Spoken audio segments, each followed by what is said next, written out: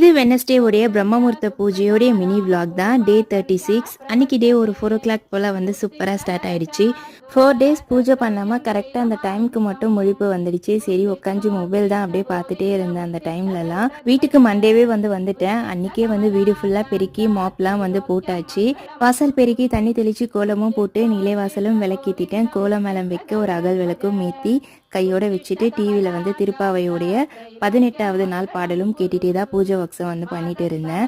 டெய்லியுமே நம்ம மெயின்டைன் பண்ணுறதுனால எந்தெந்த பொருள் எங்கெங்கே இருக்குன்னு சொல்லி கரெக்டாக தெரியும். ஒரு 4 டேஸ்க்கு விட்டுட்டு போனால் நம்ம வச்ச இடத்துல அந்த பொருள்லாம் வந்து இல்லவே இல்லை. அதை கரெக்டாக ஆர்கனைஸ் பண்ணி எல்லாமே எடுத்து வைக்கிறதுக்கே எனக்கு 1 டே ஃபுல்லாக ஆயிடுச்சு. நல்லபடியாக பிரம்ம முகூர்த்த விளக்கும் ஏற்றிட்டு ஐயப்பன் கிட்டேயும் விளக்கேற்றி சூப்பராக வந்து பூஜை பண்ணியிருந்தேன். ரொம்ப ரிலாக்ஸாக இருந்துச்சு. மார்னிங்கில் பூஜை பண்ணுறதே தனி ஸ்பெஷல் தான். நல்லபடியாக பிரம்ம முகூர்த்த பூஜையும் வந்து பண்ணியிருந்தேன். அடுத்த ஒரு சூப்பரான வீடியோவில் பார்க்கலாம். Have a nice day.